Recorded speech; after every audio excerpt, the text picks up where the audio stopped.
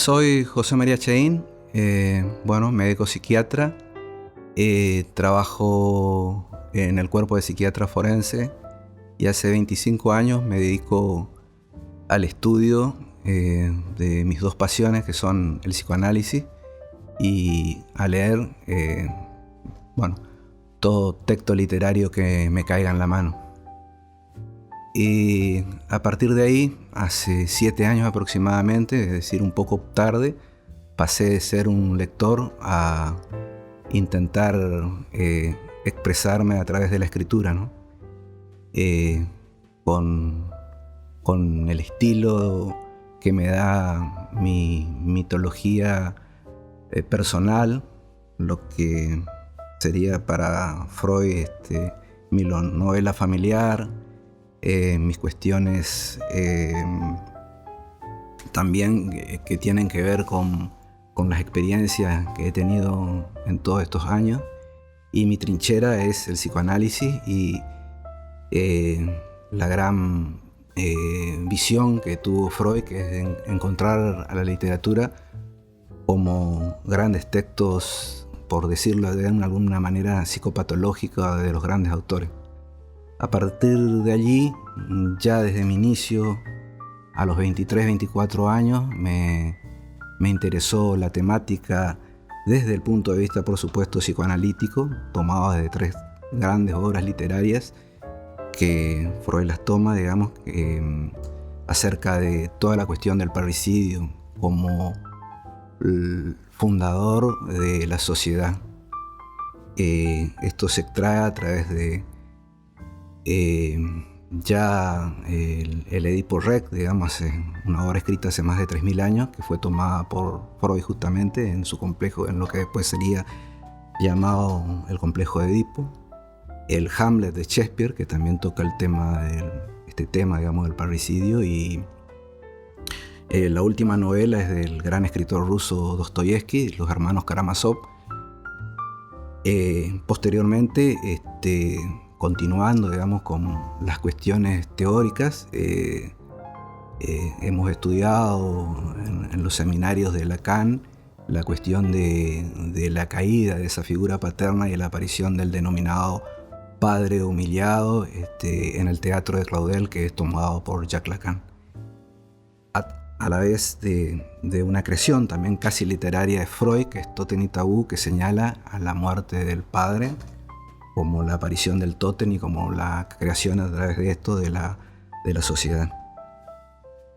Y bueno, la cuestión del parricidio, que no tiene nada que ver, o sí, digamos, con algo que tenga que ver con política criminal, ¿no? Suena como algo que tiene que ver, digamos, con lo del asesinato primordial, como diría Dostoyevsky, tratar el tema de, ¿no? Dostoyevsky tiene 2 obras, uno que es Crimen y Castigo, donde toma un crimen si se quiere común, y otro que es Los hermanos Karamazov, donde está, según Freud, el crimen primordial, que es lo del parricidio.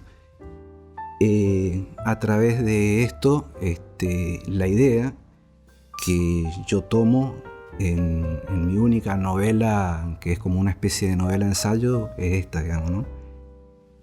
Es la relación, se trata más o menos de la relación de un alumno, de un maestro y su discípulo, ambos practicantes del psicoanálisis, y de las ideas que se confrontan a partir de la figura del padre de la patria.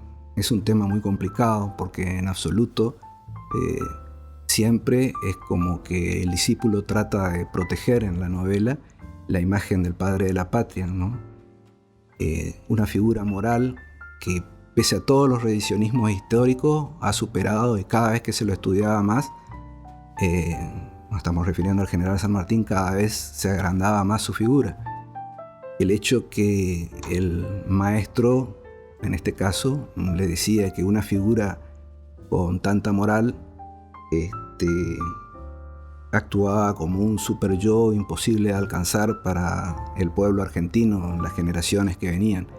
una cuestión que ahora es como que dejó de tener importancia, digamos, porque hay otros imperativos, ¿no? A través del imperativo del consumo.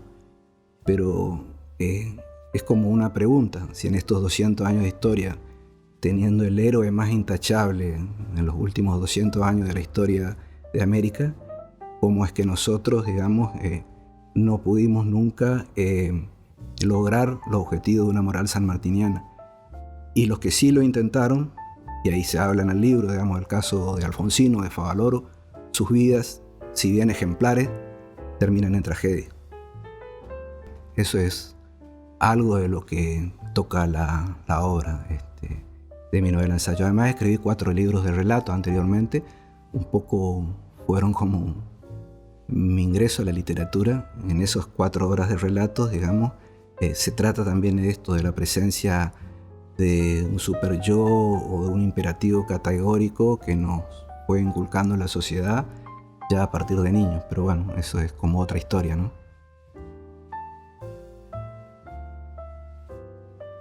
Inventos. Ficciones de un escritor que terminó haciéndose matar en su duelo número 30 a una edad no muy superior a la de Mozart. Y así el mundo se perdió de un gran escritor, mientras que años antes se perdía de disfrutar por más tiempo al más genial músico de la historia. Lo que decía Legendre, el maestro Legendre, de esta obra de teatro que formaba parte de una tetralogía que escribió el autor ruso Pushkin, era que lo memorable de la misma es cómo el escritor y poeta describe al ser envidioso. Hossein se mostró intranquilo por obvias razones durante toda la charla y se excusó de que tenía un pequeño dolor de muela y que debía abandonar por ello la mesa de café. Antes de irse, un poco para disimular la situación, se refirió al relato de Freud acerca de un paciente que llora en la tumba de Pushkin, la muerte de su hermano. Creo que era su analizante, Sergei Pankejev o algo así, el ruso, el que dio la historia al hombre de los lobos, su cuadro, su caso clínico. Legendre le respondió: sí, claro. Freud se refiere a que su paciente hace una transferencia del duelo que no pudo realizar por la muerte de su hermana recién cuando visita la tumba de Pushkin, y allí se larga a llorar porque rememora que Pushkin era el poeta favorito de su hermana fallecida. Creo que no era la tumba, sino el monumento a Pushkin en la misma plaza donde lo hieren de muerte en el duelo. Hossein, al decir esto, sonríe y se retira del café. Mientras va caminando por la calle, tararea la música de León Gieco. Somos del grupo Los Salieris de Charlie, le robamos melodías a él. Ja, ja, ja, ja. Sí, ese jaj último que de repente se le produce es el asco que estaba sintiendo por su lamentable accionar. Pensaba que él le había robado una multitud de ideas a Legendre y ahora lo estaba traicionando. Y luego se disculpaba diciendo que de seguro Legendre le había sacado o también robado a algún otro lugar, adjudicándose de manera tácita su creación al no dar la cita de su supuesta autoría. Pero pensaba: ¡puaj! Me doy asco. No puedo ser tan basura. Tanto cuidarnos de los canallas y ahora entré de cabeza en esta lista. Por más que quiera hacer una negación, fui un Salieri de Legendre.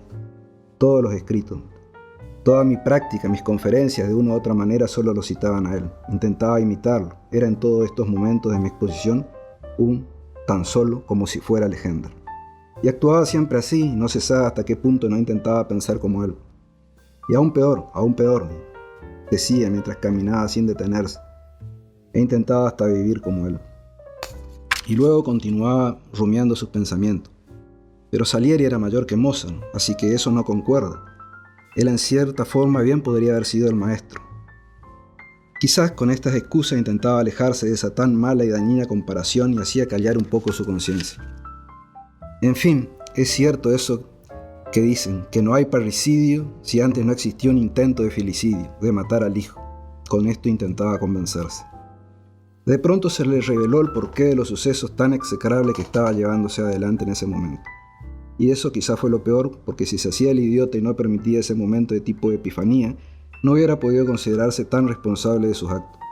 No fue casualidad que tarareara esa música de León Gieco, que le llegó casi de manera automática, Los Salieris de Charlie. Se le presentó ahora de nuevo el recuerdo de la película Amadeus, de Milo Forman, la misma que fue guionada por Peter Schaeffer, aquella tan galardonada en la década de los 80, que toma de una de las 4 referidas pequeñas tragedias del autor ruso Pushkin, justamente Mozart y Salieri, o sobre la envidia. En esta Salieri envidioso envenena al joven y talentoso Mozart, sabiendo que asesina así al músico más importante que dio la humanidad hasta ese momento. «¡Cómo lo odio! Pero qué bien lo hace», decía el personaje que parodiaba a Salieri en el programa de Tato Bores, representando a Salieri por el mismo doctor Tato. En fin, nadie es digno de ser tan envidiado para que alguien tenga que envenenarlo. Esto es algo que nunca se pudo comprobar, no tiene una realidad histórica, pensaba Gossen, mientras repasaba de manera automática las definiciones de esta triste pasión, la envidia, en forma prolijamente cronológica de los filósofos Antístenes, Aristóteles, Santo Tomás de Aquino, del inventor Leonardo da Vinci, de Baruch de Spinoza, hasta llegar a Melanie Klein e inclusive a Unamuno y su escrito Abel Sánchez. Casi todos ellos le fueron descubiertas por el mismo maestro Legendre, y luego, un poco angustiado, repasó cómo había llevado a su final el maestro Salieri en la película al pobre y enfermo Amadeus. Según lo sugerido por la película de Milo Forman, Amadeus murió por medio de perrerías. Canalla, can, perro, perrería. Se le había provocado una fatiga atroz y la decepción que le provocó el que todas las puertas de Viena se le cerraran a su gloriosa música por medio de las intrigas de Salieri. Y luego se escucha la música del Requiem y Mozart que muere en apariencia incomprendido.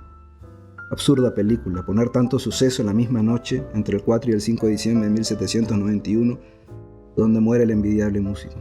Y bueno, el cineasta tenía que decir todo en 120 minutos, y tuvo que condensar en 5 minutos lo del Requiem, la muerte de Mozart y algunas de las intrigas de Salieri.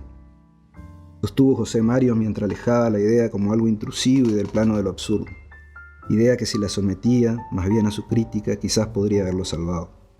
De que él se había disfrazado de hijo para destruir a Legendre, a diferencia de Salieri, que se disfrazó del temido padre de Mozart para de esa manera asesinarlo. Y aquí la epifanía inconclusa.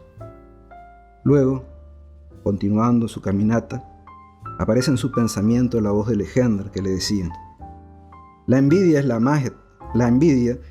más atroz forma de reconocimiento al talento del otro, pero al fin y al cabo es reconocimiento, cruel pero reconocimiento. ¿O no es esta la tragedia del ser humano, el deseo ante todo de ser reconocido?